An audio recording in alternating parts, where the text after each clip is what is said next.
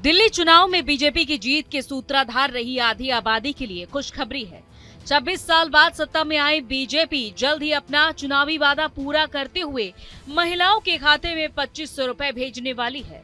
दिल्ली की मुख्यमंत्री रेखा गुप्ता ने हाल के दिनों में एक बार फिर से पार्टी के चुनावी वादे का जिक्र करते हुए विधानसभा में कहा था कि हमने दिल्ली वासियों से जितने भी वादे किए हैं उन्हें पूरा करेंगे। इसमें सबसे महत्वपूर्ण है महिला सम्मान योजना।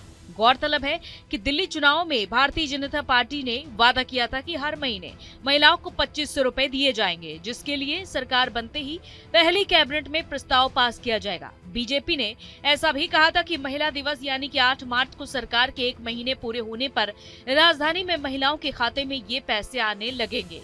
लेकिन अब जब सरकार के 1 महीने पूरे होने वाले हैं और महिला दिवस यानी कि 8 मार्च के लिए भी सिर्फ 3 दिन बाकी हैं, तो सबसे बड़ा सवाल ये है कि क्या आज से 3 दिन के अंदर महिलाओं के खाते में रुपए आएंगे या फिर ये घोषणा महज एक चुनावी वादा बनकर रह जाएगी।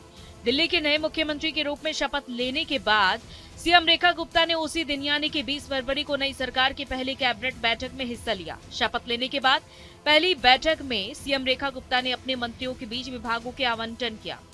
इस बैठक को लेकर मुख्यमंत्री ने कहा कि बैठक में महिलाओं को हर महीने 2500 रुपए देने का वादा करने वाली महिला समृद्धि योजना पर भी चर्चा की गई। हालांकि इस पर तत्काल कुछ नहीं कहा गया।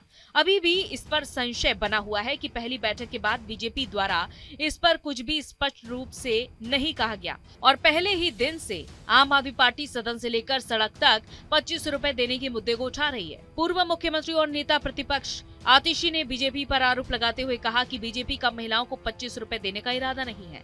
अब इस मामले में एक नया मोड़ देखने को मिल रहा है। दरअसल दिल्ली की लाखों महिलाओं के मन में ये सवाल है कि जैसा चुनावी वादों में वादा किया गया था, क्या उन्हें 8 मार्च को 2500 रुपए मिल जाएंगे? जब ये सवाल दिल्ली के पूर्व मुख्य सचिव उमेश सहगल से पूछा गया तो सहगल ने कहा कि इस योजना को लागू करने में सरकार को कम से कम 6 महीने लग सकते हैं।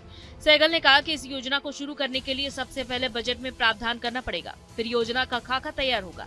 योजना में पात्रता और वर्ग तय किए जाएंगे, जैसे कि कौन इसे प्राप्त करने के योग्य है और कौन नहीं। उसके बाद योजना वित्त मंत्रालय और कैबिनेट से पास होगी। योजना को अंतिम मंजूरी मिलने के बाद इसे प्रकाशित किया जाएगा और उसके बाद पात्र लोगों की सूची बनाई जाएगी। इन सब कामों को करने में यदि अधिकारी तेजी भी लाएं तो इसे लागू करने में कम से कम 6 महीने लगेंगे। सहगल ने यह भी कहा कि राजनीतिक बयान अक्सर वास्तविकता से अलग होते हैं। चुनावी वादे आमतौर पर छोटे समूह द्वारा बनते हैं, जबकि नीति निर्माण में कई स्टेक होल्डर्स की भूमिका होती है और एक लंबी प्रक्रिया है। महिला समृद्धि योजना के लिए फंड की उपलब्धता पर सहगल ने कहा कि विपक्ष में रहने वाली पार्टियां राज्य की आर्थिक स्थिति को समझ नहीं सकती। सत्ता में आने के बाद ही उन्हें असल तस्वीर का पता चलता है। केंद्र शासित राज्य होने के कारण दिल्ली को केंद्र से वित्तीय मदद नहीं मिलती और राज्य के अन्य स्रोतों से इतना फंड जुटाना संभव नहीं है कि इस योजना को लागू किया जा सके।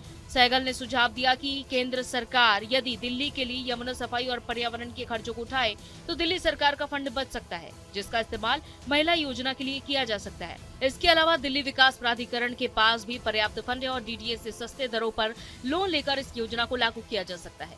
देश में चुनावी वादों को लेकर राजनीतिक पार्टियों का रवैया हमेशा सवालों के घेरे में रहता है। दिल्ली में आम आदमी पार्टी बीजेपी पर अपने वादों को पूरा करने का दबाव बना रही है, जबकि पंजाब में उसकी सरकार ने महिलाओं को 1000 रुपए देने का वादा अब तक पूरा नहीं किया है। इसी तरह कांग्रेस और बीजेपी की सरकारों ने भी कई राज्यों में अपने चुनावी वादों को पूरा नहीं किया है, जैसे कर्नाटक में बेरोजगार को 3000 रुपए देने और मध्य प्रदेश में किसानों की कर्ज माफी के वादे। चुनावी वादे अक्सर बहस का विषय बन जाते हैं और ये सवाल उठता है कि इन वादों को पूरा करने के लिए ठोस कदम कब उठाए जाएंगे। देखना होगा कि दिल्ली में बीजेपी अपनी योजनाओं को कैसे लागू करती है और चुनावी वादों का क्या असर पड़ता है।